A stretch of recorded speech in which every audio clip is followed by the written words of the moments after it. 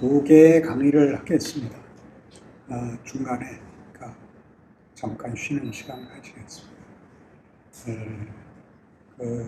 들으시는 중에 아무 때나 그때 이해가 가지 않는 건 그때 얘기를 하셔요. 그때 다른 질문을 하지 마시고 이 부분은 무슨 말인지 지금 안 넘어가진다. 그거만 아무 때나 손을 대시고 그 시간이 끝나면 그 다음에 질문을 받고 그렇게 휴식 시간도 가지고 그 다음 하겠습니다. 예레미야라는 선지서를 지금 설교를 하고 있는데 그 안에 이 고난에 관한 이야기가 아주 중심 주제로 들어 있습니다. 그리고 지금 우리가 당하는 코로나 위기도 이 고난이 어디서 오며 왜 오며 무슨 의미를 가지는가라고 생각할 때 현실과 역사를 이해하고 하나님의 일하심을 이해하는데 고난에 대한 이해가 빠질 수 없다. 이것이 중요한 지금의 질문이 됐습니다. 아시다시피 우리는 다 이분법적인 신앙관을 가지고 있어서 쉽게 표현하자면 잘하면 복받고 잘못하면 벌받는 이 인과응보에 훨씬 깊이 그 뿌리를 받고 있습니다. 그래서 모든 문제를 잘못했으니까 벌받은 거야. 회개해. 이렇게 말이 나오고 그렇게 이해를 가지고 있는데 예레미야 선지자의 입장은 그 일이 매우 우리의 기대와 다른 선지자가 되었던 것입니다. 별명을 우리가 지어주기를 눈물의 선지 예레미야. 왜 예레미야는 그렇게 울었을까 하는 부분들이 예레미야 선지서 내에 이렇게 적나라하게 기록되어 있습니다. 이스라엘 역사에서 우리가 놀라야 하는 아주 커다란 두 가지 사건이 있는데 하나는 출애굽이고 하나는 바벨론 포로되는 겁니다.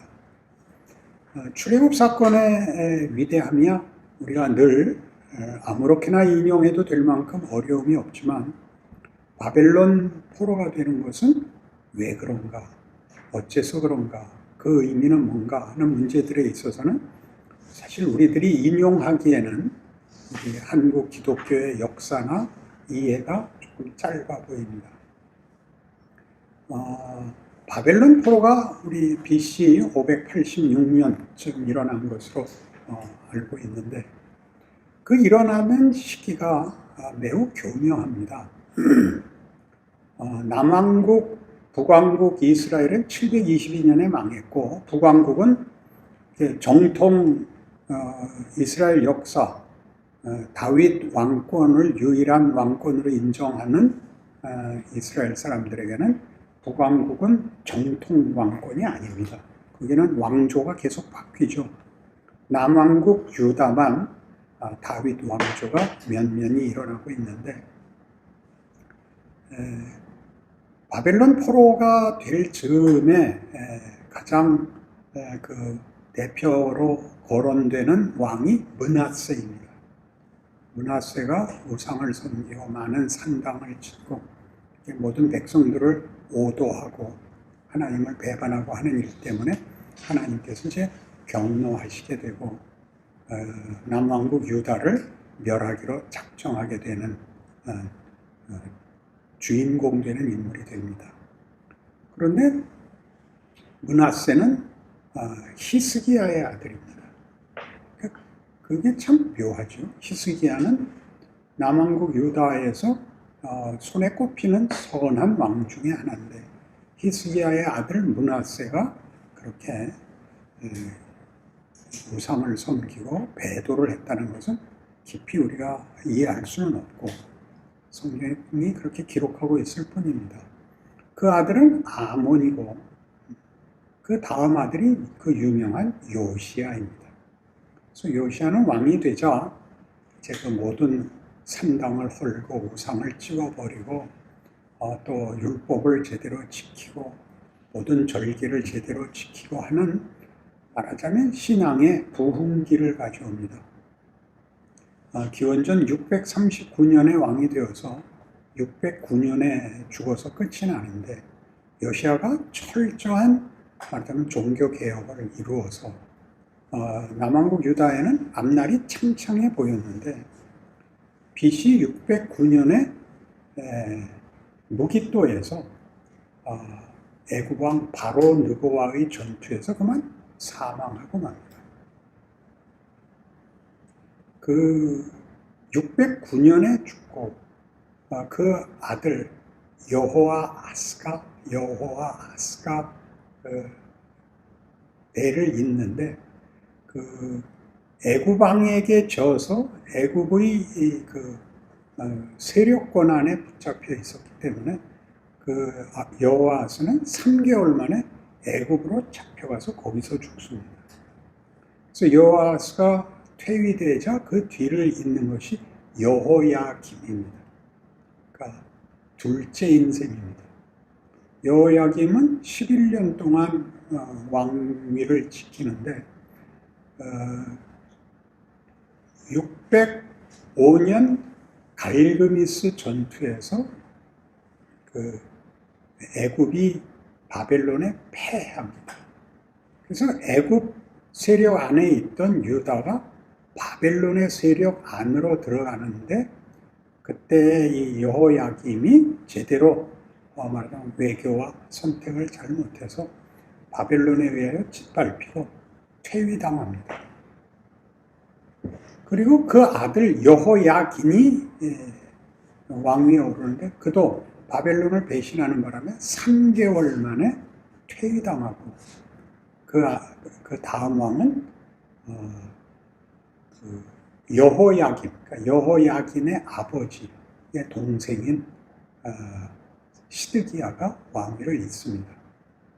그러니까 609년에 요시야가 죽고 586년에 나라가 망하니까 기껏해야 23년, 요시야 사후 23년 만에 동생이 몇이 죽습니까? 아들 하나, 손자 하나, 동생 그 여호야김의 두 동생이니까 아들 셋, 손자 하나, 이렇게 4명이 죽어나가는 겁니다. 그렇게 나라가 망합니다. 그러니까 희한하거든요.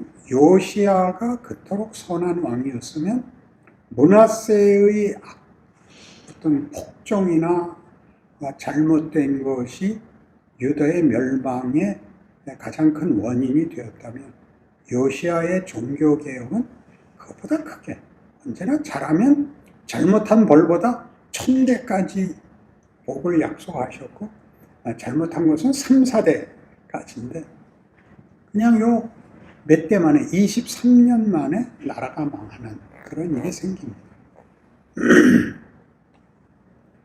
아마 BC 620년인가 26년인가 쯤에 예레미야가 선지자로 이제 부름을 받고 유다가 망할 거라고 얘기를 하기 시작을 하는 것입니다. 그 이스라엘 백성들은 듣기 싫죠. 우선 종교 개혁이 이루어졌고, 또 그러니까 이스라엘 유다를 내가 구별을 남왕국 유다가 저 우상 섬기는 이방 민족에게 망한다는 것은 더더욱 이해가 안 가는 거죠. 그러니까 예레미야를 매우 핍박을 해서 예레미야는 매도 수없이 많고, 땅 파는 구덩이에도 갇히고 조롱도 당하고 매우 어려운 그 선지자 노릇을 하게 됩니다. 그래서 원래 선지직이라는 것은 아시다시피 하나님께서 이제 그의 백성들을 꾸중하기 위해서 보통 세우는 게 선지자고, 그 선지자들은 가서 너희들이 잘못하고 있으니 회개해라 이렇게 말하는 것이 선지직인데, 선지자 중에 성공한 사람은 그 요나 하나밖에 없습니다.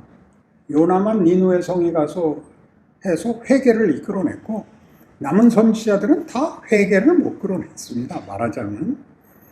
그 예레미야가 선지자가 돼서 나가서 그 예레미야서를 보면 그 읽기 싫은 이유가 유다의 그 범죄, 그 벌받아 마땅한 그 잘못을 꾸짖는 내용이 너무 반복적으로 많은 장에 걸쳐서 나옵니다. 그 읽기 싫죠. 그 예레미야가 그걸 해야 되는 겁니다. 그 백성들은 말이 안 된다. 생각해봐라. 하나님을 섬기는 우리나라가 우리가 그의 선민이고 이 성전이 회파되고 이방신을 섬기는 나라한테 지고 다윗 왕가가 끊어지고 영원한 그 왕권을 약속받은 것이 무너지는 그런 일이 있을 수 있단 말이냐? 그렇게 이제 백성들은 반문하고 거부하고, 그래서 예레미야는 이렇게 당하고, 하나님은 예레미야 보고 뭐라 그러냐면 이걸 이렇게 하라고 해놓고 어려움을 겪고 와서 호소를 하니까 하나님 뭐라 그러시냐면 예레미야 15장에서 야 그만해라. 나는 이 백성을 용서할 마음이 없다. 모세와 사무엘이 온다 할지라도 이건 안 된다. 또 고집을 부리십니다. 그 예레미야는 가운데 껴서 뭐라고 그러냐면 그 예레미야 20장에서 이렇게 나와요. 하나님이 저를 속이셔서 제가 이렇게 속았습니다. 하나님은 마음대로 고집을 더 크게 부리시니까 내가 이 꼴이 돼서 이렇게 조롱을 당하고 이렇게 수치를 당하고 있습니다. 이렇게까지 아우성을 칩니다. 그러니까 선지자가 우리 한국교회 분위기에서는 유교 개념이 커서 잘못을 지적하는 것이 큰 임무고, 그게 뭐라 그럴까요? 무슨 굉장한 의미로 받아들여지는데, 선지자는 이 중재를 서야 되는 존재인 것입니다. 백성을 회개시키고 하나님의 마음을 누그러뜨려야 됩니다. 모세에게서 제일 잘 드러나죠. 그러니까 모세와 사무엘이 와도 안 된다 하는 얘기는 모세가 2번이나 그랬거든요. 저는 금송아지 만들어서 내가 다 죽이고 너로 새 민족을 이루겠다. 그러려면 내 이름도 빼십시오. 그래가지고 하나님 마음을 바꾸셨잖아요. 또 가데스 바네아에서 못 들어간다고 아우성 칠 때도 야 얘네들을 죽이자.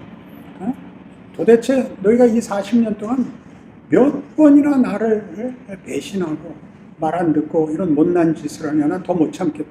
그때도 모세가 그럽니다. 하나님 그러시면 안 됩니다. 애굽에서 꺼내올 실력은 있고 꺼내온 다음은 보존할 실력이 없다고 욕먹습니다. 이미 소문 다 났는데 하나님 왜 하던 일을 여기 와서 파토를 내시려고 그러고 하나님 또 돌이키신다고요. 그 일을 예레미야는 양쪽으로 실패를 하고 있는 거죠. 백성이 회개하지도 않고 하나님은 뜻을 돌이키지 않겠다고 그럽니다. 그러면 자 여기서 하나님이 선지자를 세우는 이유는 백성들을 회개시키는 것으로 드러나는 바와 같이 이 백성들을 당신의 백성으로 인정하고 개입하시는 행위이지 잘하나 못하나를 보아서 일일이 잘하면 복 주고 잘못하면 벌 주고의 선을 넘어선다 하는 은혜 우위론과 은혜를 입었으니 잘해야 된다, 잘못하면 언제든지 벌을 받을 수 있다라는 정의론 사이에서 그 둘이 충돌을 할 때는 어떻게 해석을 해야 되냐 하는 문제에 예레미야가 직면해 있습니다. 그는 우는 수밖에 방법이 없는 것이죠. 그러니까 예레미야가 울었다는 것은 감성이 풍부하다든가 무슨 다른 얘기로 이해하지 마시고 하나님과 인간의 고집과 고집이 충돌할 때는 도대체 무슨 해법이 있는가? 나는 해법이 없다. 그런 뜻입니다. 이 주제를 놓치지 마라. 이런 뜻이죠. 그런데 문제는 역사적으로 회개해야 될 타임에 유다가 회개하지 않아서 바벨론 포로가 일어난 것입니다. 그런데 이 바벨론 포로라는 것이 당한 자들에게는 사뭇 이상해 보이는 겁니다. 당시에 하나님의 그 경고와 약속에 대하여 외면하여 죽임을 당하고 포로가 되고 하는 벌을 받는 것은 인정을 하겠는데 그 후대들은 70년이나 바벨론 포로를 했으니까 후손들이 볼 때는 아직도 죽지 않고 살아있고, 자기네들한테 아직 율법이 생생하게 전수되고 있고, 하나님을 믿고 하나님이 약속을 아직 지키고 있다는 것이 생생한데 포로가 된 건 또 현실이란 말이에요. 그러니까 그때에 회개를 했어야 맞는 거냐, 하나님이 마음을 돌이켜야 맞는 거냐. 우리가 회개하지 않으면 하나님도 그 다음에 내버리는 거냐. 내버렸다고 왕권도 끊어지고 성전도 회파됐는데 그의 백성은 아직 지키고 있는, 살려놓고 있는 현실에서는 그 역사를 어떻게 해석해야 되느냐. 이런 문제가 되는 겁니다. 무슨 얘기인지 아시겠죠? 이제 모세가 죽어나는 게 그거거든요. 모세가 출생의 비밀이 있는 거 아니에요. 몇 살 때쯤 알게 됐을 거 아니에요. 내가 히브리 민족이라는 걸. 내가 다리 밑에서 죽어온 아이라는 걸 알고 어느 편을 들어야 되느냐의 갈등 끝에 그 어떤 결심을 하고 40세에 일어났는데 하나님이 답을 안 해서 미디안 광야로 도망가 했으니까 사실은 매일매일 그 생각을 했을 거 아니에요. 안 할 거면 나는 왜 살려놨는가? 내가 하자 그럴 때는 왜 아무 답이 없는가? 매일 반복되는 질문일 거 아니에요. 답이 없지만 질문을 안 할 수 없잖아요. 그러니까 바벨론 포로에서도 일어난 것도 똑같은 거라고. 하나님은 그냥 이렇게 할 거면 그때 성전이 헐리고 왕권이 끊어지고로 끝장을 내서 없애지 않고 왜 우리를, 그 민족을, 약속을 존속시키고 있는가? 라고 거꾸로 물어보게 되는 거죠. 그래서 역사란 이런 것입니다. 우리들의 기대, 우리들의 논리를 넘어서는 게 역사. 역사엔 뭐가 있냐면요. 글쎄 그런 일이 있었어. 그 무슨 뉘앙스인지 아시겠죠? 있어서는 안 되는 일이 일어나고 없었으면 좋았을 일이 일어나는 게 역사죠. 그 어떤 그 난해함이나 돌발성에 대해서 놀라라는 게 아니라 인간이 살아오는 데서 저지르는 일들은 우리의 상상을 넘어서는데 하나님이 그 역사를 계속하고 있단 말이에요. 그러니까 이제 와서 물어야 된다고요. 왜 그러셨어요? 우리를 포기할 게 아니면 그 일이 무슨 의미가 있어요? 그렇게 되는 거예요. 부모가 자식을 말 안 듣는다고 버렸다고 생각해 보십시오. 버리고 끝장난 게 아니라 몰래 고아원에 뒷돈을 댔더란 말이죠. 그러면 그때 왜 버리셨어요? 한 대 때리고 그냥 뱉고 있지 왜 버리셨어요? 그러니까 예레미야가 묻고 싶은 게 그거죠. 하나님이 이스라엘 백성을 포로로 내버릴 만큼의 행동을 취한 것이 우리가 이해하는 사랑의 크기다. 사랑의 깊이다. 매를 때리고 심판을 하는 것이 궁극적 목표가 아니고 사랑과 승리가 궁극적 목표라는 그 약속이 계속되는 가운데 벌을 받는 징계가, 고난이 그 속에 포함되어 있다고 이제 이해를 하게 됩니다. 그러니까 왜 인생에는 고난이 있느냐? 우리가 잘못해서 고난이 있습니다. 그 잘못한 것을 회개하면 되지 않느냐? 회개를 우리가 안 합니다. 그러니까 회개를 하면 되잖아는 정답이 아니고 회개를 안 하는 때 일어나는 일들은 무슨 의미가 있느냐? 모든 문제를 서두에 얘기한 것 같이 이분법으로 나눠서 네가 잘못했잖아. 네가 잘못했다 그러면 되잖아. 이렇게 쉽게 하는 얘기는 요시아라고요. 요시아는 말하자면 선왕이고 종교개혁을 이루었으나 하나님이 요시아의 개혁으로 끝내지 않는, 더 들어가는 일은 바벨론 포로여야만, 더 극심한 어떤 고난이어야만 된다고, 그래야만 그 목적하시는 내용을 다 담을 수 있다고 해석하는 수밖에 다른 길이 없는 역사가 일어났단 말이죠. 우리 다 이제 쉽게 살죠. 이제 이 월터 브루그만이 지적하는 거죠. 소비주의. 소비주의라는 것은 뭐 상업주의 이런 말로도 쓰는데 소비주의니 상업주의니 하는 건 다 우리가 우리의 욕심을 따라 사는 것을 말합니다. 그것을 도덕적으로 얘기하는 게 아니라 인간의 가치와 인간의 어떤 목적을 우리가 스스로 정하고 있는 것. 그러니까 차원이 낮죠. 남들과 상대해서 이기고 물질로 만족하고 하는 것을 하나님이 못 참는다는 거죠. 그러니까 이런 문제는 구약 내내 어느 문제와 결부되어 있느냐면 우상을 섬겼다라는 건 사사기에서도 또 열왕기에서도 가장 큰 죄인데 우상이란 바알이고 아세라고 이런 문제가 아닙니다. 우상이란 뭐냐면 하나님이 가자는 목적지까지 안 가고 중간 정도에서 만족하고 말자는 어떤 그 인간의 가치와 운명을 타협하는 것을 모두 우상이라 그래요. 부모가 못 참는 거죠. 난 너를 이거 하나 하라고 만들지 않았어. 그 유명한 효자 얘기들 보면 이런 얘기 있잖아요. 걱정하지 마세요. 제가 이제 학교 그만두고요. 나가서 껌 팔아갖고 생활비를 대겠습니다. 부모가 화를 내야 되는 거예요. 너 잘한다. 너 많이 벌어와라. 이렇게 얘기하는 건 나쁜 아버지죠. 말이 안 되는. 야, 내가 너 보고 생활비 걱정하랬냐? 너 필요한 거 내가 다 될 테니까 걱정하지 마라. 넌 공부만 열심히 해.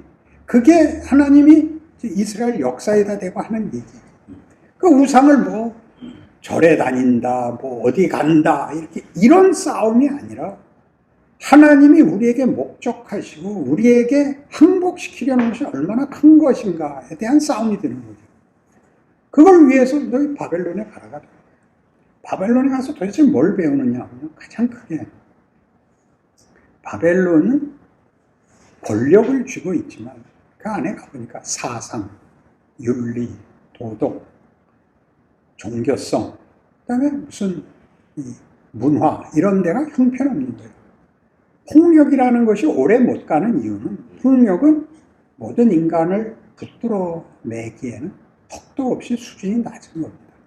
힘으로 그러는 것은 꼭 내부 반발이 나오죠. 두목이 힘으로 붙잡고 있는 것 같고는 안 됩니다.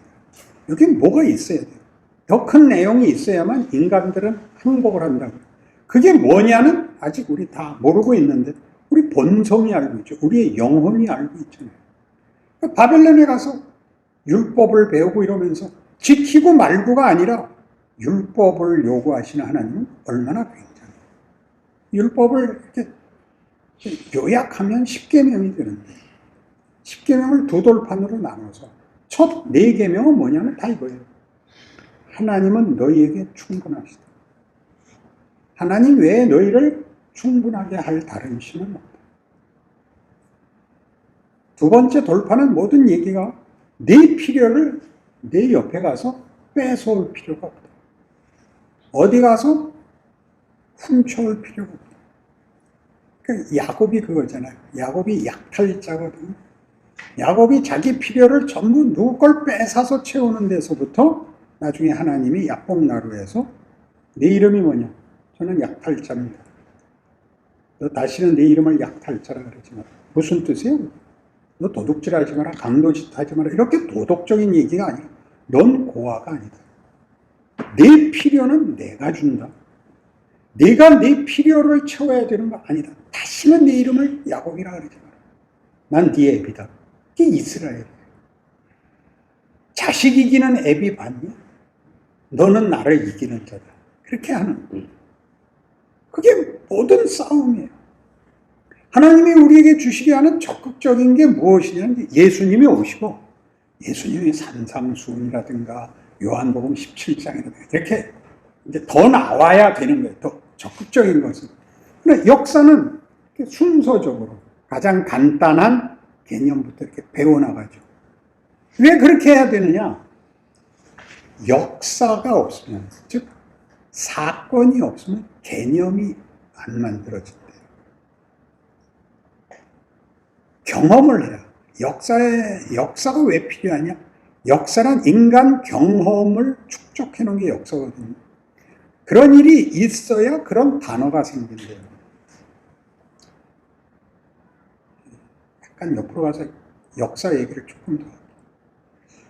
이제 일본의 그 메이지 유신이 일어날 때, 이제 그 도쿠가와 막부가 이제 말기에 이르러 통치력을 잃고 외세의 도전에 대응할 힘이 없어서 이제 무너집니다. 그때 무너질 때 제일 큰 충격이 뭐였냐면 서구 문명의 그 우월함에 대해서 놀랍니다. 일본은 사무라이 정신이라는 거 여러분들도 아시다시피 굉장한 자신감이 있습니다. 어떤 전투에서도 일본 사람들이 질 일은 없다. 그렇게 자부심을 갖고 있는데 그 페리가 군함 3척 끌고 들어와서 도쿄만, 우라가만에서 개항해라 그러거든요. 뭘 개항하려는 거냐면요. 그 당시 19세기 말에 미국의 가장 큰 어떤 상업성이 있는 사업이 물개였답니다. 알래스카에 가서 물개 잡아서 물개 가죽 이렇게 큰 장사가 됐대요. 근데 그 당시에는 이제 범선과 동력선을 함께 쓰잖아요. 돛도 있고 전기기관도 있는데 그 석탄하고 물이 전기기관 물 그다음에 석대라는 석탄이 3개월이 한도래요. 그러니까 가서 일하다가 작업하다가 이게 떨어져서 채우러 와야 되는데 샌프란시스코하고 일본하고의 거리가 일본이 절반밖에 안 된다. 우리가 이렇게 펴놓고 보니까 이쪽이 멀지 동그랗게 이렇게 보면 일본이 코앞이래요. 그러니까 개항을 하려는 건 뭐냐 하면 문 열고 돈 줄 테니까 석탄하고 물을 팔아라. 근데 도쿠가와 막부는 왜 문을 닫고 있었냐면 서구 문명이 들어오는 걸 보면 일본 국민들이 우리가 지상낙원에서 살고 있는 줄 알았는데 그게 아닐세? 라고 체제가 무너지게 생겼거든요. 북한이 지금 그러고 있는 거예요. 그래서 문을 닫고 있었는데 문을 안 여니까 대꾸를 안 하니까 페리가 대포를 쐈다고요. 그 대포한 방에 문을 열어요. 왜? 아니 요 앞에 와야 뭘 사무라이고 나발이고 저기서 뻥 하는데 뭐 어떡하란 말이에요 도대체가. 그래서 놀래는 거예요. 어떡할 것이냐. 여태껏은 일본이 섬이라서 좋았대요. 외적이 쳐들어올 일이 없다. 그런데 이제 대포를 보고 나니까 어디나 빵꾸가 나 있더래요.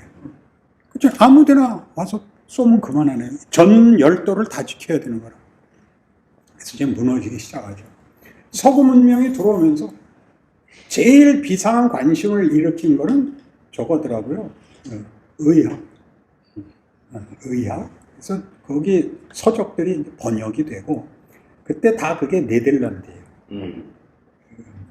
그다음에 포르투갈에서 대포, 총, 홍콩을 통해서 사들이고 군함 사들이고 이런 일들이 벌어지면서 막부가 무너지면 그럼 어떻게 할 것이냐? 어떤 정치 체제를 가질 것이냐? 이제 뭐 어쩔 바를 몰라요. 그래서 천황을 주인으로 하고 각 번들이 함께 모여서 내각을 구성하는 안을 만드는데 그때 이 사람이 당신은 어느 편이야? 그러면 답이 2개밖에 없었대요. 하나는 막부 편이냐? 기존 체제를 옹호하는 보수냐? 아니면 이제 뒤집자는 진보냐? 막부, 친막이냐? 도막이냐? 토막. 막부 반대냐? 반막. 이쪽은 친막. 이렇게 둘을 나눴는데 그때 서구 문물이 들어오면서 자유민권 사상이 들어와요. 루소의 자유민권 사상이 들어와서 처음 보는 국민의 권리, 인권 이런 게. 그러니까 이 사람한테 물어보면 난 둘 다 아니야. 그렇게 말하면 그래도 야 그런 게 어딨냐. 이쪽 아니면 이쪽이지. 이건 친막도 반막도 아니잖아요. 자유민권 사상이라는 거예요. 그래서 자유당이 있어요. 지금도 일본에는. 그래서 그때는 왜 그게 말이 안 됐냐. 사상이라는 말이 없었대. 일본에는 그때까지 사상이라는 단어가 없었대요. 그렇잖아요. 순종하고 사는 거예요. 무력으로 정권을 잡고 정권을 잡은 쪽에 순종하고 사는 것 외엔 방법, 다른 단어가 들어갈 데가 없었는데 개국을 하고 서구 문명이 들어오면서 자유라는 말이, 사상이라는 개념이 생겼더라는 거죠. 그래서 역사를, 왜 구약이 역사여야 되느냐 하면 그때그때마다 단어가 하나씩 늘어요. 단어가 하나씩. 그러니까 창세기 1장에서 11장까지의 절망이 있고 아브라함이 부름을 받음으로써 믿음이라는 것은 원인 결과의 법칙이 아닌 새로운 하나님의 창조의 어떤 확장이에요. 그렇게 자꾸 단어를 만들어 나가야 되는데 대부분 이 예수를 믿으면 은혜로 말미암아 놓고도 잘 믿고 못 믿고라는 이분법을 제일 많이 써요. 그럼 뭐가 없어지냐 하면 잘못한 건 누구 책임이냐? 잘못한 건 누구 책임이냐고 묻질 못해요. 잘못한 건 누구 책임인 것 같아요? 하나님 책임인 것 같아요? 우리 책임인 것 같아요? 아니 내가 그렇게 많이 기도했는데도 응답 안 하셨잖아. 내가 회개했잖아. 회개했는데 답 안 하시고 나보고 회개를 덜 했다 그러고 그러면 딱 욥기로 가잖아요. 신기하잖아요. 욥이 뭔데? 자기가 뭐를 고난을 당하는 거예요. 하나님이 볶으신다고. 내가 뭘 잘못했어? 하나님 왜 이러세요? 그러니까 친구들이 와서 뭐라 그래? 야 네가 뭐 잘못한 게 있으니까 그러지. 야 나 그거 아니야. 야 그런 법이 어디 있어? 이 고난이 하는 일이에요. 고난은 잘못에 대한 응징만 있는 게 아니라 있죠. 이렇게 우리를 흔들어서 다음으로 나가자고 흔들어대는 일이 있다는 거죠. 여태껏 있는 거에서 넘어가자죠.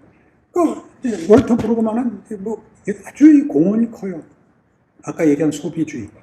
우리가 정한 가치와 만족도에서 타협하고 체념하고 사는 거 아주 질색을 해요. 아주 그냥 저주를 해요. 우리가 이렇게 울고 열심히 기도하고 이런 것들로 여기까지 왔어요.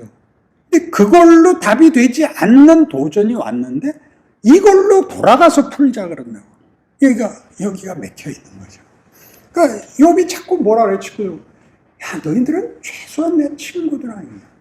내가 이 고생하고 있는데 와서 나보고 잘못했다고 박박 긁기나 하고 그게 친구가 맞냐? 그렇게까지 화를 내잖아. 그러나 그 친구들은 이렇게밖에 할 수가 없어. 뭐? 야, 네가 잘못하지 않았는데 왜 고난이냐? 야 그게 내가 궁금한 거다. 야, 하나님한테 원망을 못하니까 뭐라 그래요? 그래서 나온 게 자살이에요. 내 생일이 저주를 받았더라면, 내가 태어난 날이 없었더라면 얼마나 그 수사적인 표현이에요. 자살이라고요. 그 예레미야에게 반복적으로 하나님이 나를 속이셨습니다. 그게 우리 말 보면 하나님이 나를 권유하셨습니다로 의역이 되어 있는데 본문을 직역하면 속였습니다. 나를 속였습니다. 난 속았습니다. 그런데도 왜 이 일을 계속하고 있어야 됩니까? 하나님이 나보다 고집이 세고 하나님이 더 힘이 세서 나를 눌러서 할 수 없이 하고 있습니다. 이렇게 되어 있어요. 신기하지 않아요? 내가 읽어줄게. 해설을 해갖고는 안 믿죠?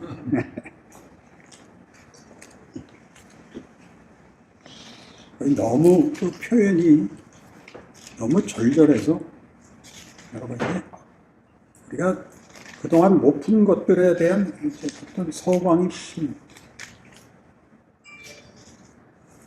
20장 7절부터 제가 읽을게요. 여호와여 주께서 나를 권유하심으로 내가 그 권유를 받았사오며 주께서 나보다 강하사 이기셨으므로 내가 종일 조롱거리가 되니 사람마다 종일토록 나를 조롱하나이다. 내가 말할 때마다 외치며 파멸과 멸망을 선포하므로 여호와의 말씀으로 말미암아 내가 종일토록 치욕과 모욕거리가 되리이다.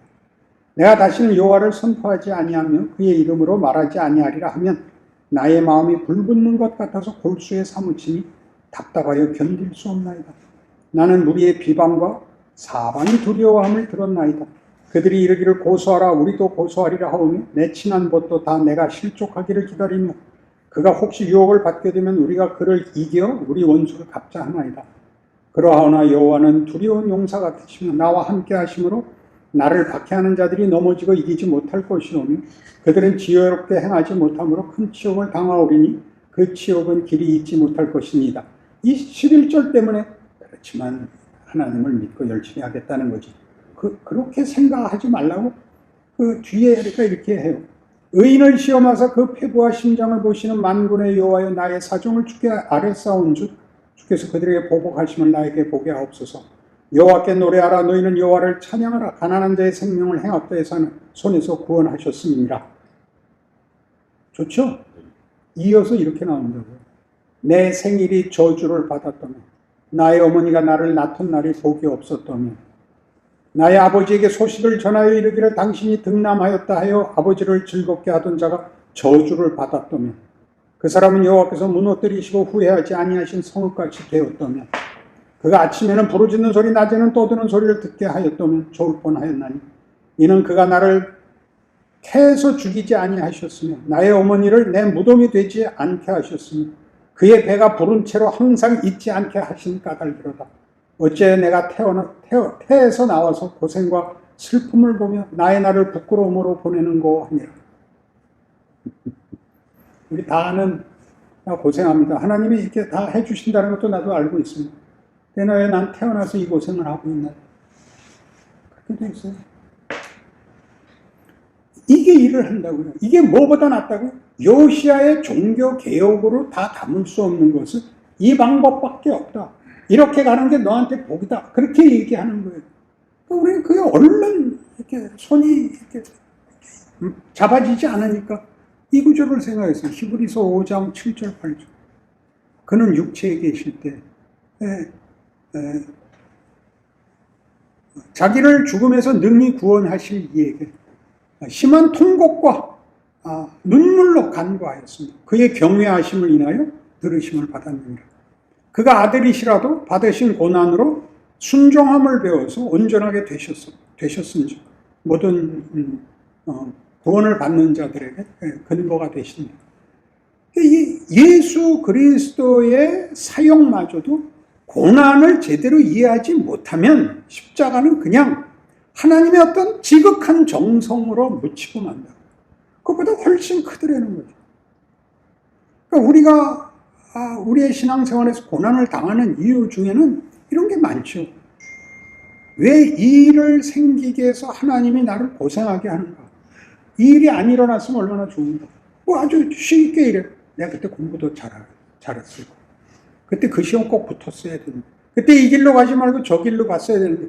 이런 것들로 후회하지 말고 내 실력이 모자랐던 것에 대하여 죄책과 후회로 가는 게 아니라 그땐 실력이 없었어. 이랬어야 맞는 거야를 오늘 쓰라.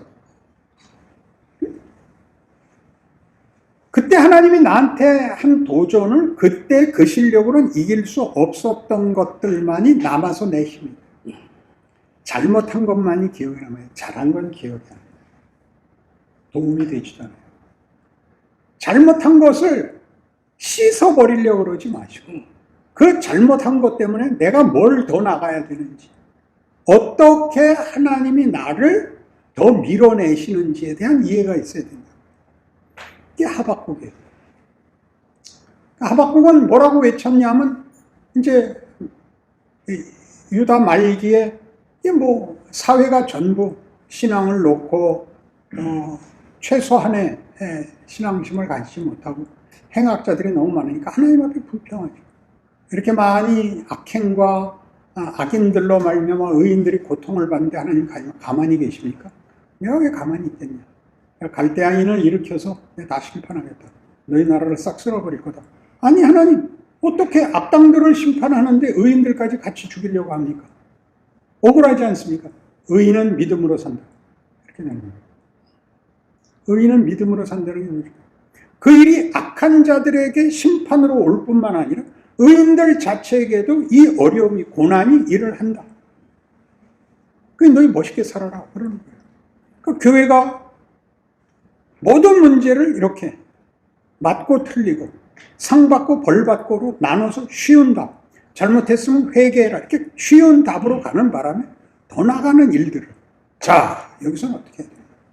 또 이 코로나를 보면 이게 무슨 한 지역과 한 사건에 국한된 게 아니라 그냥 21세기를 망쳐놓고 있는 거라고요. 전 인류에게. 왜요? 하나님이 창조세계 전체에 대하여 하나님이신 거예요. 전체에 대고 도전을 하시는 거예요. 우리는 믿는 자니까 다르게 대해주시고 저들은 안 믿으니까 벌 주십시오로 구별 안 하시고 전체를 향하여 역사와 온 우주세계에 하나님이 하나님으로서 너희 이렇게 살면 안 된다. 인생을 더 깊이 생각해라. 너희가 지금 만족하고 있는 것은 너희에게 답이 되지 않는다라고 딱 도전을 하셨어요. 우리 금방 찾았잖아요. 강대국이라는 게 아무것도 아닌데. 전염병이 놀자. 군사력, 경제력, 아무것도 할 일이 없어서. 미국이든 중국이든 우리가 알고 있었던 어떤 선망의 그 내용들이 다 무너졌죠. 지금 세계에서 최고의 나라는 우리나라예요. 그죠? 뭐 가진 게 없는데 뭐가 최고예요? 여기 오면 산대요. 우리나라에 오면. 우리나라에 오면 증세도 금방 파악이 되고 그게 확진이 결정되면 국가에서 다 잡아넣고 치료를 합니다. 아무도 안 하는, 어느 나라도 안 하는. 우리나라가 잘났다 이렇게 갖다 붙였을 게 아니라 일이 어떻게 돌아가고 있는가 보라는 거죠. 하나님이 일하시는. 그래서 단순한 신앙으로 도망가지 마라. 욥은 어떻게 해야 돼요? 시작에서는 욥이 우리가 잘 아는 결벽증에 잡혀요. 범죄 안 하고 혹시라도 모르고 죄를 지었을까봐 제사를 지내고 자기 가족들을 위해서도 제사를 지내서 충분히 보험을 들어놔요. 자기밖에 없어. 그러다가 그러니까 싸움도 억울하다죠. 그러다가 마지막엔 뭐가 돼요? 친구들을 위해 중보자가 돼요. 하나님이 네가 중보해라 그래요. 이렇게 나가는 거예요. 지금 우리가 해야 될 한국 교회가 해야 될 가장 큰 일이 뭐냐 그러면 정치적, 사회적, 경제적 이런 단어를 끌어들이는 게 아니라 같이 당해야죠. 인류라는 공통된 어떤 그 가족으로서 책임을 져야 돼요. 그들에게 어떻게 힘을 줄 수 있는지 방법은 우리에게 있지 않아요. 그러나 이런 일로 인하여 저들을 정죄하고 우리는 무슨 면죄부를 받은 것 같이 구는 거는 하나님이 한 번도 요구하신 적이 없는 일이더라는 거죠. 교회가 이 나라, 이 민족, 이 역사 속에서 지금 현실 속에서 인간이 어떻게 살아야 되는지를 구별해서 자기 확인을 하는 정죄의 방법을 쓰지 말고 동정하고 섬기고 함께 가는 최소한의 의리를 지키는 신자들의 마음속에 하나님이 일하신다. 하나님이 이렇게 열심히 일하신다. 라는 이해를 가진 겸손과 또 그리고 눈물 어린 기도를 할 수 있는 유일한 증인으로서 스스로를 생각하고 교회를 그렇게 인도하고 스스로가 악인들이 심판받는 정도가 아니라 스스로가 하나님의 일하심과 목적과 내용에 다가가는 크기로 일어나야 됩니다. 그래서 욥의 말년은 시시합니다. 또 야곱의 말년이 시시합니다. 야곱은 야복나루 사건 이후에는 무슨 쓸만한 일이 하나도 없습니다. 그냥 디나 사건 있고 뭐 요셉 그 행방불명되고 딱 하나 뭐 하나 하면 애굽 내려왔을 때 바로한테 축복하죠. 그러니까 바로가 기가 막혀서 아니 당신 피난민 주제에 당신이 어떻게 나한테 축복을 하시오? 그러니까 내 나이가 내 선조들의 나이에 미치지 못하지만 나는 살 만큼 살았고 인생에 대해서 알 만큼 알게 되었습니다. 그렇게 답을 하죠. 그래서 히브리서에서 이렇게 얘기합니다. 폐일원하고 위에 사람이 아래 사람에게 복을 비는 법이니라. 이렇게 나와요. 그래서 기독교 신앙이 우리가 쉽게 생각하는 단순 공식이나 논리에 잡히지 말고 우리의 한계를 깨우치실 때마다 자책과 어떤 결벽으로 답을 내서 쉽게 돌아가지 마시고 그런 것들이 일을 하여 인간성과 인생에 대해서 더 깊은 이해와 짐을 지고 인내하고 그 안에 하나님의 일하심을 누리는 그런 결론에 가는 한국교회 한 걸음 발전이 있기를 바랍니다. 이제 지금 얘기한 것 같이 이런 어떤 도전이 와서 그리고 그 도전이 나를 절망시키거나 스스로 자책에 빠뜨리는 실패로 찾아오는 것 때문에 내가 그동안 안심하고 있던 테두리를 벗어나게 된다고요. 그게 없었으면 여기 안주하고 말았을 텐데 신앙이 현실로 들어오고 고민이고 불평이고 절망이고까지 와야 드디어 그 영역을 벗어난다고요. 이제 계속 부르고 많이 하는 얘기고 우리한테 고마운 우리 일상이 우리의 인생이 별거 아닌데 이게 뭔가라고 생각하는 게 굉장히 긍정적인 거다 그런 생각을 하죠. 이 고난에 관한 가치를 이렇게 이제 이해하신다면 구약에서 신약에 오면 이제 예수님이에요. 요한복음 12장에서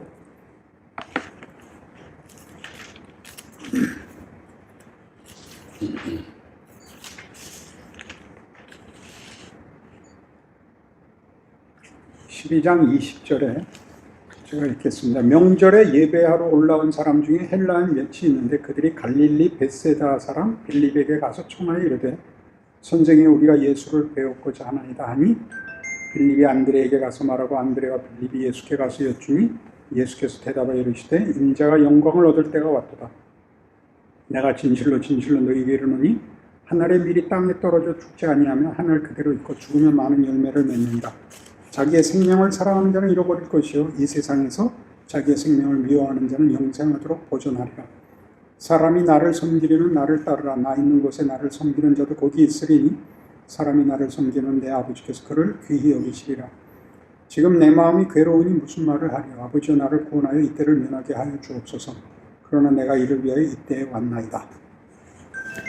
이제 요한복음은 순서대로 되어 있지 않고 이렇게 사건별로 이렇게 재편집한 형식으로 되어 있는데 지금 이 장면은 이제 마지막에 죽으러 올라가신 때입니다. 6월절에 예루살렘 입성하시고 앞에 12장 얘기에 그 마리아가 그 향유를 발에 붓고 씹는 장면과 나귀 새끼를 타고 예루살렘에 입성하는 사건과 함께 이 헬라인들이 찾아옵니다.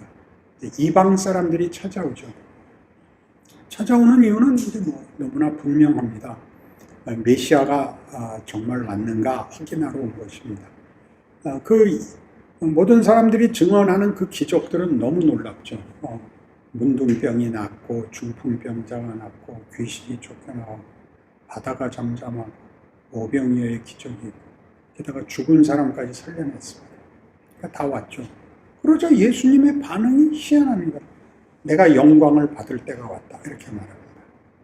그러니까 저들이 메시아를 확인하러 왔는데 여태껏 일어났던 예수님의 공생에서 행하신 기적들의 연장선상에서 보면 여기는 앞보다 더 큰 일이 일어나야 되는 거죠. 그것도 영광이라고 표현을 했는데 근데 그게 십자가란 말이죠.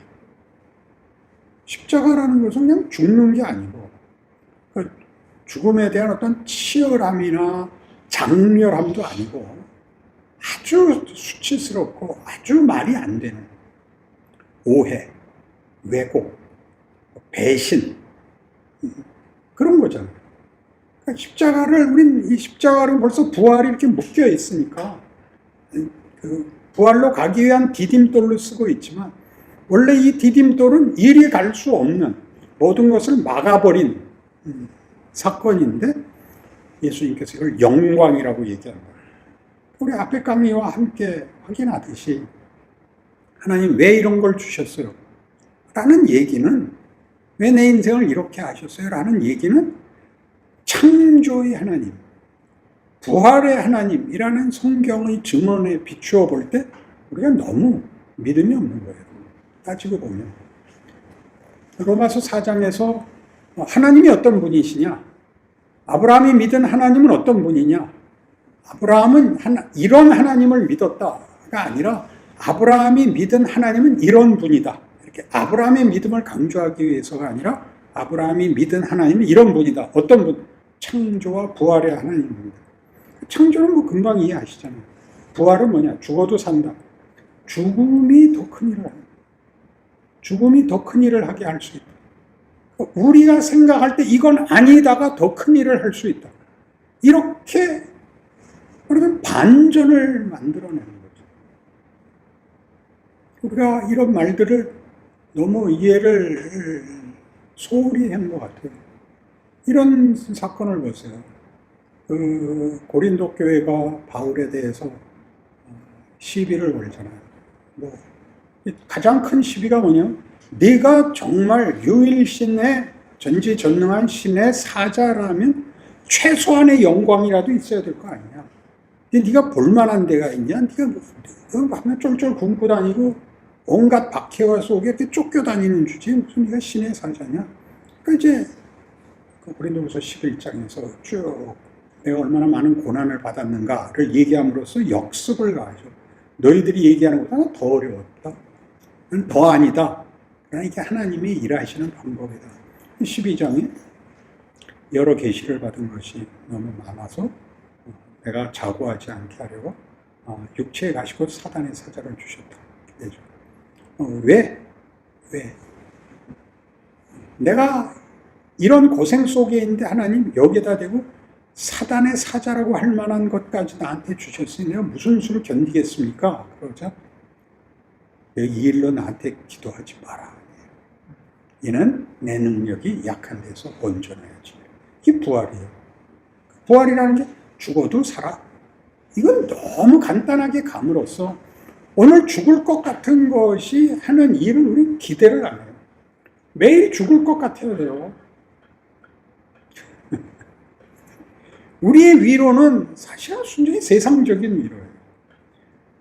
하나님은 알아주실 거야도 너무 소극적이에요. 하나님이 열심히 일하는 거예요. 모세가 이제 신의 산에서 하나님을 만나고 하나님이 그를 보낸다고 하고 나는 너희 조상의 하나님이라 하고 모세가 화가 나서 대꾸를 하죠. 아니 당신은 누굽니까? 무슨 일을 이렇게 하십니까? 40년 전에 내가 하자 그럴 때 뭐하고 있다가 이제 나타나서 이제 하자 그러십니까? 그러니까 금방 나는 스스로 있는 자입니다. 나는 하나님의 길을 중단하지 않는 하나님이란다. 네 40년은 내가 아무 일도 안 했던 것이 아니란다. 난 열심히 일했고 그렇게 앞으로도 할 거고 너를 데리고 가서 그 일을 할 거다. 그러니까 모세가 보는 출애굽 사건은 하나님이 모세를 보내서 이스라엘을 구원한 사건이 아니라 모세가 하나님 앞에 항복을 하게 되는 사건이 되는 거예요. 하나님이 이런 분이고 이렇게 굉장한 분이고 그래서 10가지 재앙 내내 좋은 소리 안 하다가 홍해 앞에 서서야 항복을 해요. 백성들의 원망을 들으면서 너희는 가만히 서서 오늘 너희를 위하여 일하시는 구원의 하나님을 보라. 기특한 소리를 처음 하죠. 이걸로 배우는 거예요. 그 배우는 일에 가장 큰 그 배역이 누구냐면 바로죠. 바로가 회개하면 이걸 못해. 바로가 계속 우겨야 돼요. 바로가 끝없이 우겨서 하나님이 끝없이 하나님이 이렇게 번거롭게 바로를 그냥 죽이고 그 나라를 싹 쓸어버리고 이스라엘을 거기서 만들면 제일 쉽잖아요. 할 수 있잖아요. 그렇게 안 해요. 왜? 하나님 우리를 납득시키려고 그러세요. 결과를 말하는 게 아니라 우리를 납득시키려고. 왜? 하나님이 우리와의 관계를 인격적 관계로 요구해요. 인격적 관계라는 것은 기독교의 가장 중요한 단어는 믿음과 사랑이에요. 믿음도 동등한 인격이 아니면 나눌 수 없고 사랑도 동등한 인격이 아니면 나눌 수가 없어요. 사랑의 반대말은 동정이에요. 동정을 못 참아요. 하나님이 우리를 동정하지 않으세요. 쌀쌀하게 굴지 않는다는 정도가 아니라 우리를 이렇게 대등한 수준으로 요구를 하셔서 우리가 고단한 거예요. 우리를 하나님의 일하심과 하나님의 하나님 되심으로 우리를 초대해요. 그것은 만사형통한 자리가 아니라 이런 고뇌 속에서 인간이 인간의 한계에 부닥치는 절망과 후회와 자책을 뚫어내는 일들로 하나님이 우리를 사랑한다는 게 무슨 뜻인지, 우리에게 이웃을 사랑하라는 게 얼마나 굉장한 요구인지를 배우게 해요. 그게 십자가예요. 그러니까 이 사건을 뭐라고 얘기하냐면 하늘의 미랄이 땅에 떨어져 썩지 아니면 하나 그대로 있고, 그러니까 여기서 나와요. 그러니까 씨를 심는 게 모르면 우습지 않아요? 지금 먹을 수 있는 걸 갖다 버려야 되는 거예요. 근데 그게 싹이 나면 열매를 맺으면 몇백 배의 열매를 맺는 대로.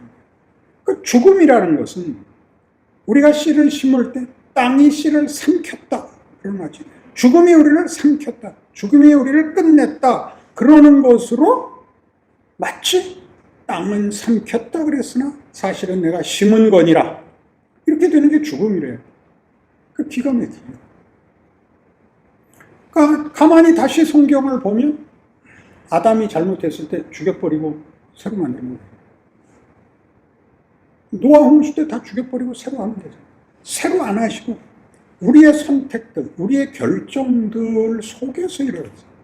우리의 배신과 외면에 대해서 하나님이 그걸 놓고 일을 해요. 우리가 영화를 보면 영화의 모든 절정이 일어나려면 긴장이 있어야 돼요. 긴장이란 형통하지 않은 거죠. 그럴 수밖에 없는, 선택의 여지가 없는, 절망할 수밖에 없는, 답이 없는 데서 답이 나오죠. 그래서 갑자기 어떤 것이 이렇게 두 배가 되는, 이렇게 뒤집음으로써 크게 비약이 되는 그런 일들을 우리가 드라마틱하다 그러고 반전이 있다 그러고 성경에서 부활이라 그래요.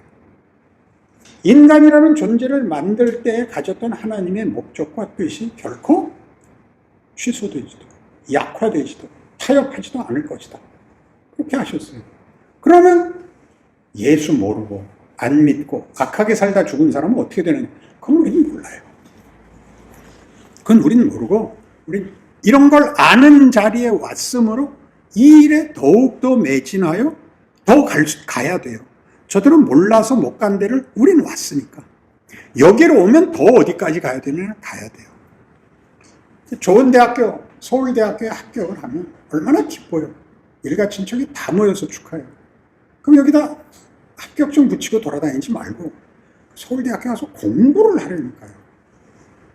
서울대학생이라는 이름을 얻은 것이 실제로 훌륭한 사람을 만들어야 되고, 들어가면 어디나 상급 그 교육기관에 들어가면 다 힘에 붙이는 요구를 하는 거예요.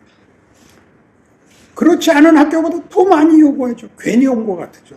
이럴 줄 알았으면 대강 할 걸, 이라는 생각이 나잖아요. 그래서 사람이 만들어줘야 될 거 아니에요. 하나님이 예수 안에서 우리를 불렀다는 것은 이런 모든 십자가 사건을 통해서 증언하는, 이것이 영광이라고 증언하는 모든 것들을 합치면 우리한테 약속되어 있는 것은 이미 필설로 설명할 수가 없는 거죠. 바울이 자기가 3층천에 올라갔다 왔는데 사람이 가히 이를 수 없는 말을 듣고 보고 온 거죠. 설명을 할 길이 없는. 그런데로 우리가 부름을 받고 있고 도움을 받고 있습니다.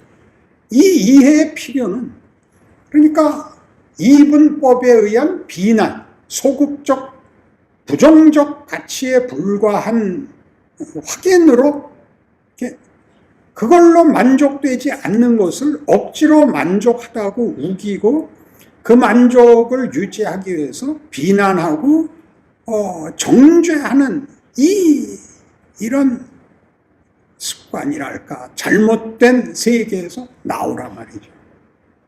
나오라고 부르는 거예요. 지금 코로나가 옴으로써 다 그렇게 하는 거예요. 부자가 소용이 없잖아요.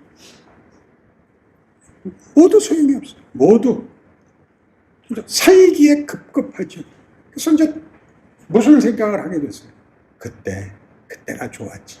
어느 때 우리 교회 바글바글 모였을 때 좋았지. 국수 한 그릇 나눠 먹을 때 좋았지. 이렇게 다시 세상이 우리를 속이고 대강 넘어가고 그냥 이렇게 마취시켜서 죽이려고 하는 것을 하나님이 와서 깨웠다. 이렇게 이해하는 거죠. 깨웠다. 자, 이제 어떻게 합니까? 지금 대형교회라는 게 의미가 없잖아요. 대형교회가 많은 걸로 확인을 했는데 무슨 수로 많아요. 많이 들어올 수가 없는 거예요. 다 이제는 누구를 비난해서 자기를 확인하는 게 아니라 더 갈 수 있는 게 뭐냐에 대해서 집중해야 되는 때죠. 그래서 이제 십자가가 등장을 해요. 그리고 오죽하면 예수님께서 나의 마음이 괴로워. 내가 어느 번역에선가 이렇게 했어요. 내 마음이 고민하여 심히 고민하여 죽게 되었으니 무슨 말을 하려. 그렇게 괴로워하세요. 고통이죠.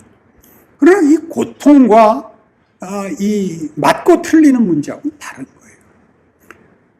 내가 올바르면 고통이 없으리라고 생각하는 것 같이 말이 안 되는 건 없어요.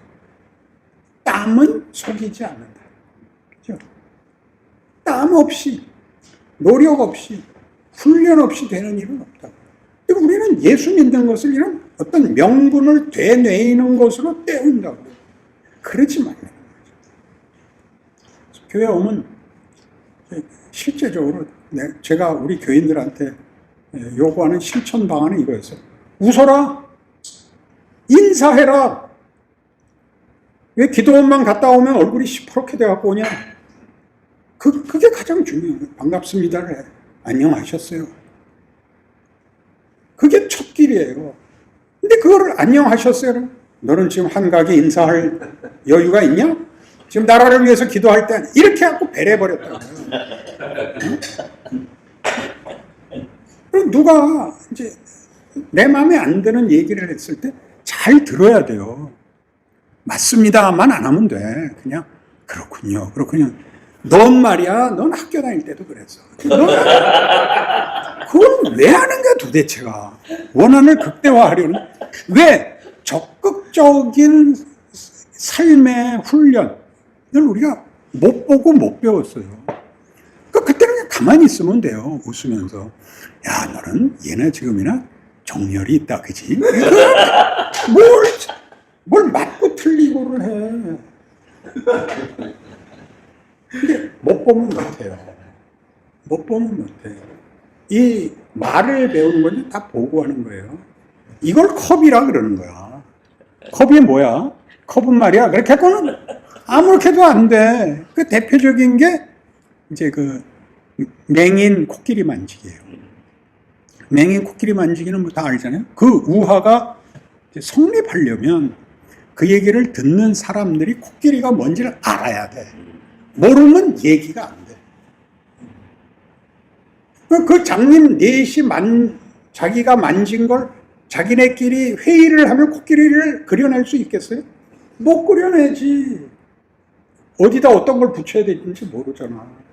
보면 그냥 한꺼번에 본 거잖아. 나중에 그거를 우리나라 시험은 이제 그거를 다 분석하라 그래서 이제 야, 코끼리가 다리가 몇 개냐?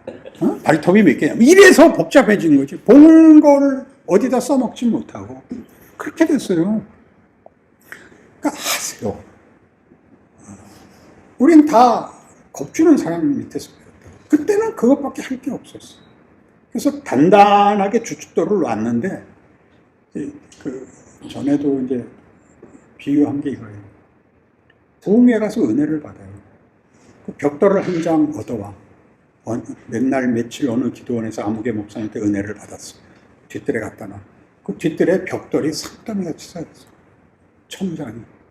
그리고 본인은 비 오면 비 맞고 바람 불면 바람 불고 벽돌 옆에 앉아서 쪼그리고 앉아서 굶고 헐벗어. 그걸로 집을 못 져. 집을 못 진다. 지금 우리가 알고 있는 모든 것으로 집을 져야 돼. 거실이 있고 안방이 있고 텔레비가 있고 그래야 되는 거지. 그래 가야 돼.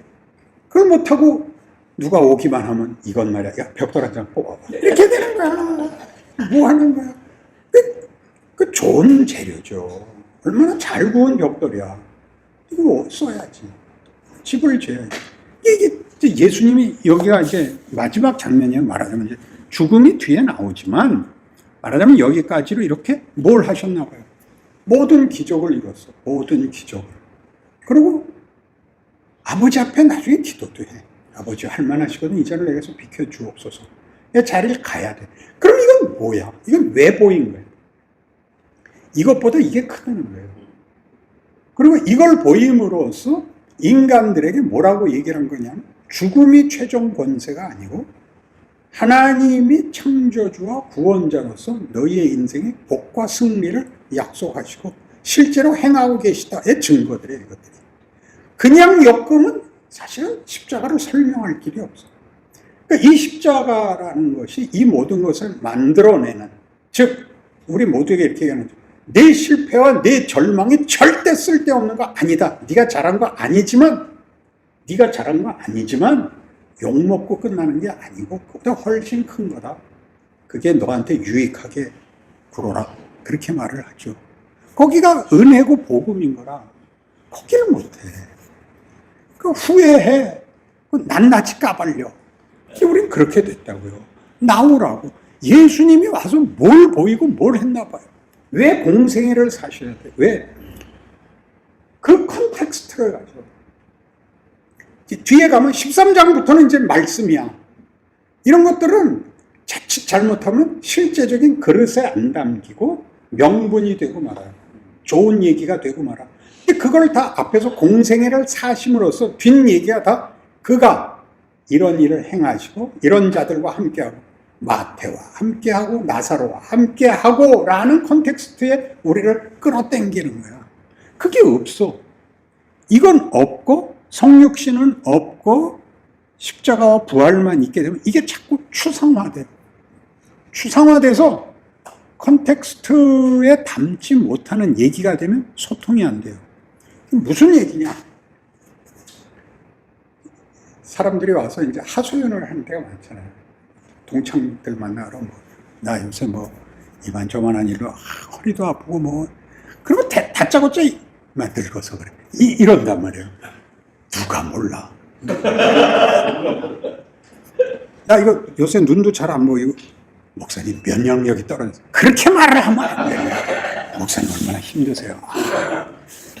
목사님 어디 갈 일 있으면 저를 부르세요. 제가 옆에서요 따라다니면서 제가 눈이 되고 발이 될게요. 그래야 될 거 아니야. 이런 거 없이 정답을 얘기하는 걸 설교한다 그래. 일반 사람들이 설교 안에 정황도 없고 동정심도 없이 정답만 아무데나 남발하는 거를 넌 기관총 쏘냐? 그러는 거예요. 그러니까 자기 인생을 그렇게 안 살아봐서 못하는 거야.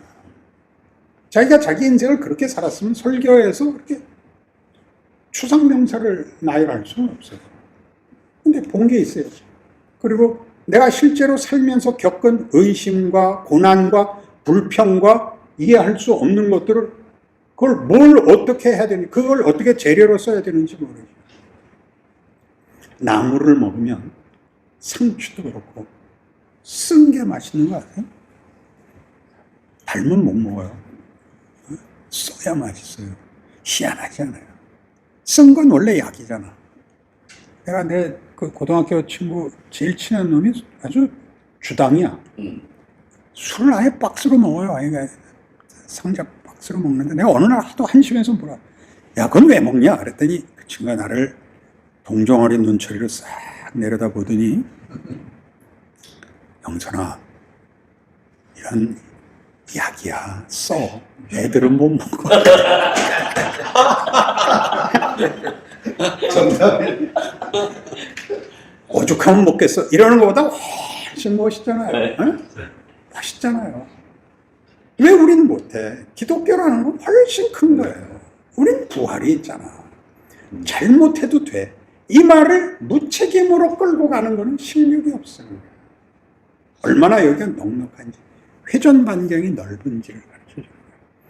요즘 나이 드니까 제일 못하는 게 주차를 못하겠어요. 빠꾸를 하면 주차장에 내가 이렇게 서 있어. 그래서 내려서 보고 놀래서 다시 가서 이렇게 해놓고 내려면 그 자리야. 난 이게 웃겨. 내가 이렇게 고쳐놓고 내렸는데 이렇게 있어. 나올 때 긁어. 삐 이렇게 옆에서 이렇게 삐 그냥 무슨 소리야. 그러면서 나와. 반응이 안 돼. 지금 있잖아요. 감수해야죠. 그런 걸 감수한다는 거야. 그게 신뢰예요. 얼마나 용량이 크냐.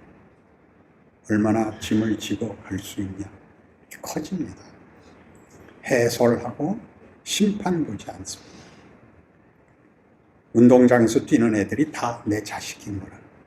그러니까 응원을 하고 음료수 준비하고 끝나면 데리고 와서 목욕시키는 부모가 된 거죠.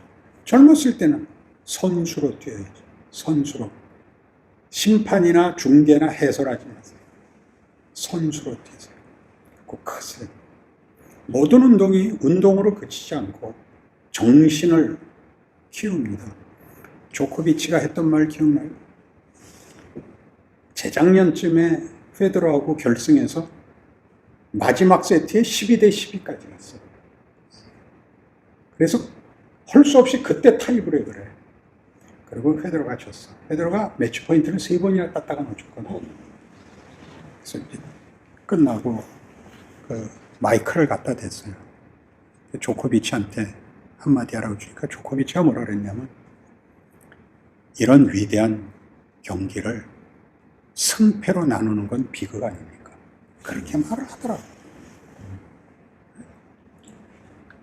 이겨서 기쁜 거에서 훨씬 나가 있는 거죠.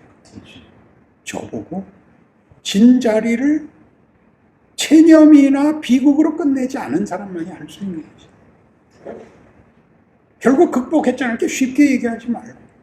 그걸 안 하면 여기 와서 그 얘기 못해요. 그러니까 예수님께서 이렇게 하심으로써 우리에게 뭘 넓히냐면 너희 인생과 존재와 너희가 만나는 어떤 경우도 하나님이 그 아들을 보내신 그를 십자가에 매단 무덤에다가 만든 부활의 범위에서 벗어나는 것 없다. 그렇게 얘기하는 거예요. 대강 봐주는 정도 아니다. 나는 최선으로 최고의 능력으로 네 편이다. 네가 죽으면 내가 거기까지 쫓아 들어갈 거다. 지옥에 같이 가지니까. 아직까지도 확답을 안 해. 그게 기독교예요. 그래서 복음이라 그러는 거예요. 우리가 보통 얘기할 때는 기독교가 복음이 아니야, 유교야. 넌 쉽게 교만하지? 넌 게으르지? 이렇게 꾸짖지? 얼마나 고생이 많냐, 이렇게 얘기해요. 그래서 우리가 이런 예수님께서 이런 길을 가셔서 복음서를 보는 내 눈이 하나 넓어진 게 뭐냐면 그 앞에 이제 전부 무슨 얘기가 나오냐면 반대자들이 나오잖아요. 예수님을 따르는 자와 반대하는 자들이 이렇게 늘 있잖아요. 그리고 심지어 이제 예수님 보고 귀신이 들렸다 하기도 하고, 야, 저 요셉의 아들인 주제에 무슨 하늘에서 왔다 그러냐 하고, 근데 이제 나중엔 덮어 씌우는 거 아니에요. 그리고 그를 따르는 백성들이 호산나 찬송하리로다 주의 이름으로 오시는 이여라고 소리칠 때만 해도 그들의 기대는 당연히 권력이었어요. 그런데 죽잖아. 그러니까 뭐라 그래요? 바라바를 놓아주고 그 사람을 십자가에 못 박으십시오. 그 피를 우리와 우리 자손에게 돌리십시오. 그런다고. 그렇게 분노한다고. 왜? 속았으니까. 그들 생각에는. 속았잖아. 너무 배신감을 느낀 거예요. 예수 믿고 신앙생활하면 교인들에게 찾아오는 제일 큰 시험이 뭔데? 배신감이에요. 내가 열심히 살고 지고 살았는데 아무 보상이 없잖아. 왜 그 얘기들은 안 해줘? 뭐가 겁이 나서? 그래서 중간에 복음서 하다가 인원들 보라고 해요. 예수 안 믿는 것들 보라고. 이게 말을 이따위로 한다.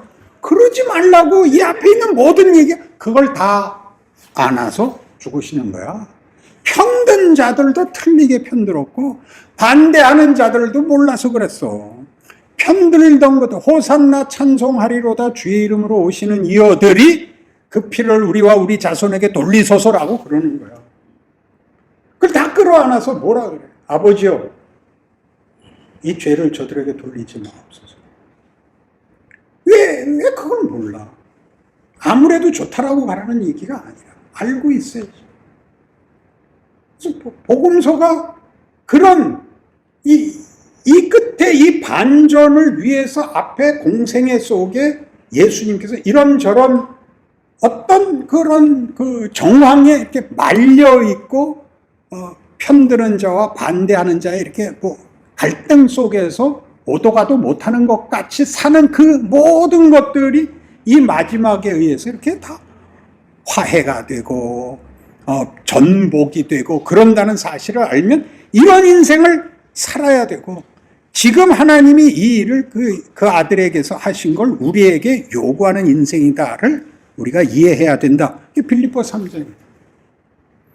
내가 그리스도와 부활의 권능을 알기 위해서 그의 죽으심을 본받아.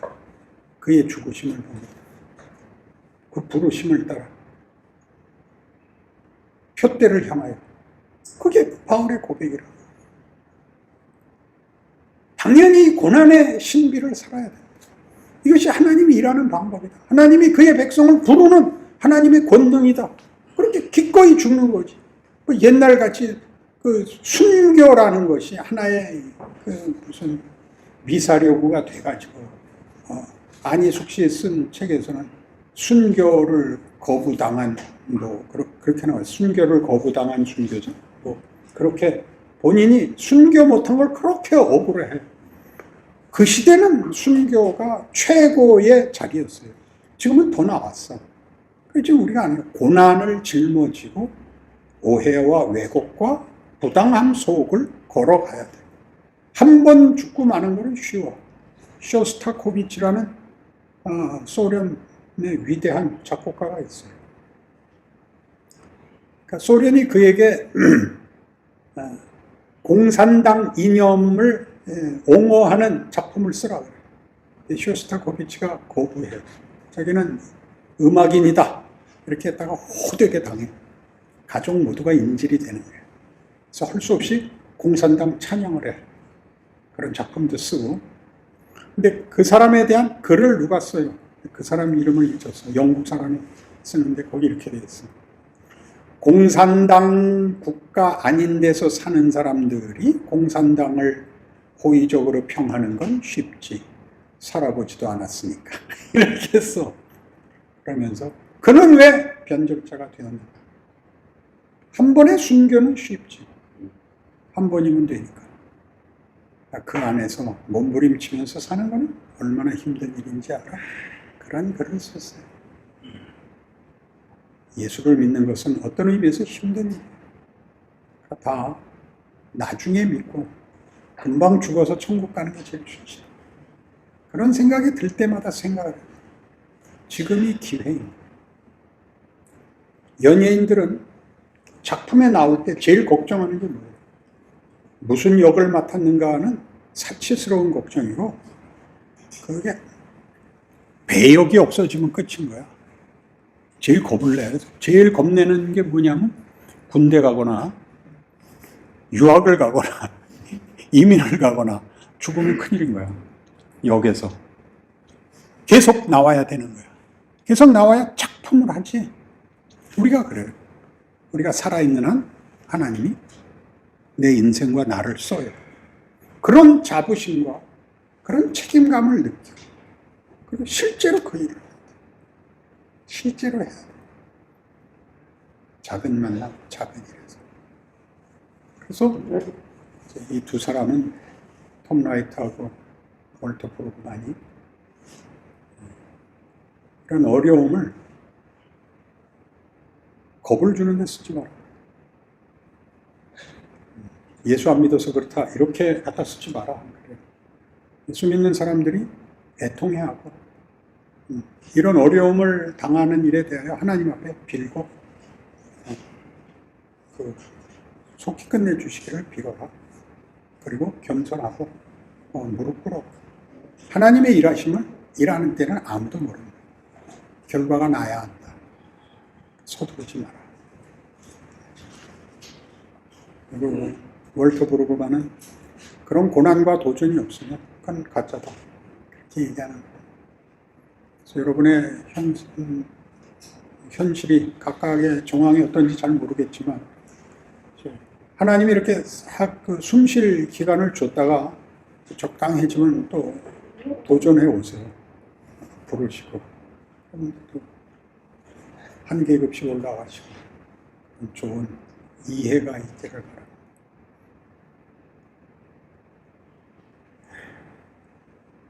톰 라이트는 그의 책에서 이런 얘기를 해요. 요한복음에서인가? 제자들이 이런 얘기하죠. 그 마지막 만찬에서 아니 그 전에 하나는 주의 날이 임하거든 하나는 야고보하고 요한이었다 그렇죠. 하나는 주의 오른편에 하나는 주의 왼편에 앉게 해주십시오. 그러니까 예수님 누가 앉을지는 모른다. 그건 아버지만 아신다라는 얘기를 톰 라이트가 얼마나 이제 그런 실력이 있는 분이냐면 그 오른쪽과 왼쪽에 달린 거는 두 강도였다. 아유, 그거는 유머이기도 하고 이런 기독교 신앙의 어떤 경이이기도 하고 그래요. 그리고 또 이렇게도 비교를 해. 가롯 유다의 마음에 사탄이 들어갔다. 맞다. 그러나 베드로는 그 자신 보고 예수님이 사탄아라고 불렀다. 누가 더 악당이었겠냐. 굉장하죠. 그러니까 쉽게 생각하지 마세요. 훨씬 더 크고 훨씬 더 놀랍고. 그래서 믿음을 가지라는 건 다른 게 아닙니다. 정말 하나님이 온 우주의 시간의 경우의 주인이시다를 믿는다면 무엇이든지 견뎌야 한다. 견디는 건 쉽지 않다. 물어라.